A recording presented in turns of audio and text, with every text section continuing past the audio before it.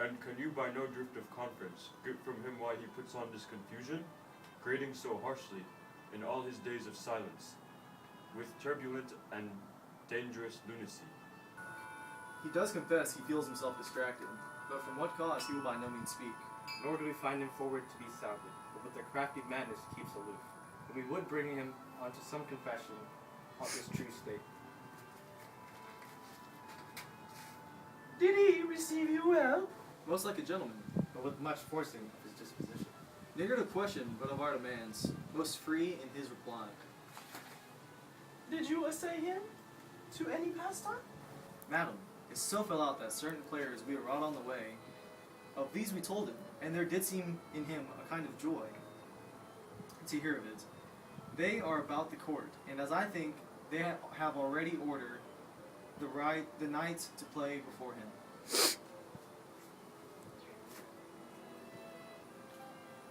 'Tis most true, and he beseeched me to entreat your majesties to hear and see the matter.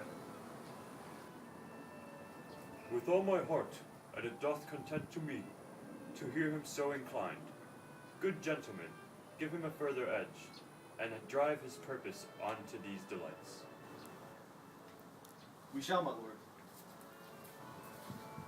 Sweet Gertrude, leave us too, for we have closely sent for Hamlet hither, that he, as 'twere by accident, may here affront Ophelia, her father, and myself, lawful espials, will so bestow ourselves, that, seeing unseen, we may of their encounter frankly judge, and gather by him as he is behaved, if it be the affliction of his love or no, that thus he suffers for. I shall obey you. And for your part, Ophelia, I do wish that your good beauties be the happy cause of Hamlet's wildness. So should I hope your virtues will bring him to his wonted way again, to both your honors. Madam, I wish it may.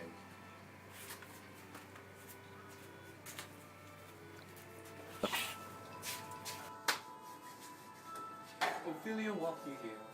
Grace is so pleasing we will bestow ourselves. Read on this book that showeth such an exercise may color your loneliness. We are oft to blame in this, 'tis too much proven, that with devotion's visage and pious action we do sugar over the devil himself. Oh, 'tis too true. How smart a lash that speech doth give my conscience. The harlot's cheek, beautied with plastering art, is not more ugly to the thing that helps it, than is my deed to my most painted word. O heavy burthen!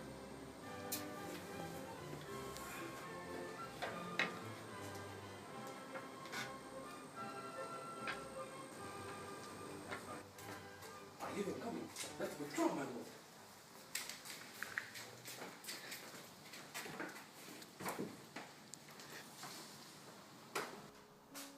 To be or not to be, that is the question.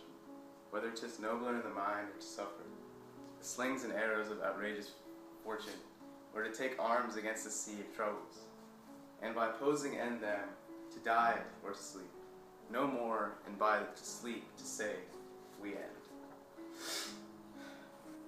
The heart ache and thousand natural shocks, the flesh is air, to 'tis a consumption, devoutly to wish to die, to sleep. To sleep pensions to dream, there's the rub.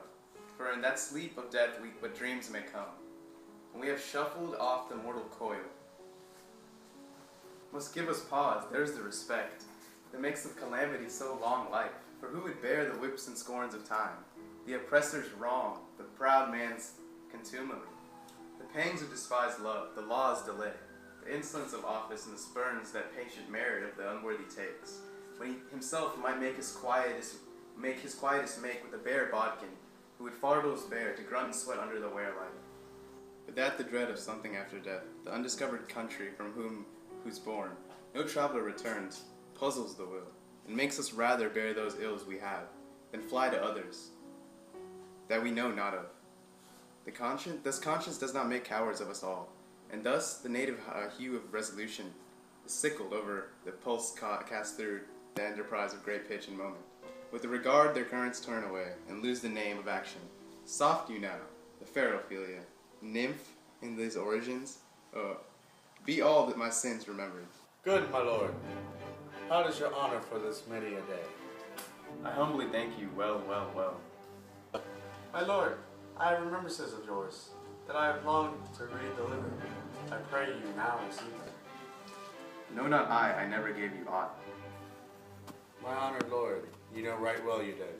And with them, words of so sweet breath composed, as made the things more rich, their perfume lost. Take these things again. For to the noble mind, rich gifts wax poor, when givers prove unkind. There, Haha, are you honest? my lord. Are you fair? What means your lordship? That if you be honest and fair, your honesty should admit no discourse to your beauty. Could beauty, my lord, have better converse than with honesty? Ay, truly, for the power of beauty will sooner transform honesty from what is to be bawd than the force of honesty can translate beauty into his likeness. This sometimes a pardon, but now time gives us a proof it does love you once. Indeed, my lord, you made me believe so. You should have not believed me, for virtue can so inoculate our old stock, but we shall relish it. I loved you not. I was the more deceived. Get thee to a nunnery. Why wouldn't thou be a breeder of sinners? I am myself indifferent, honest, but yet I could accuse me of such things that it were better than my mother had not borne me.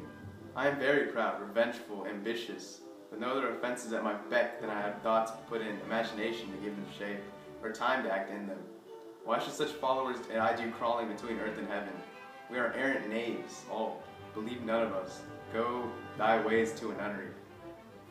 At home, my lord. Let the doors be shut upon him, that he may play the fool nowheres but in his own house. Farewell.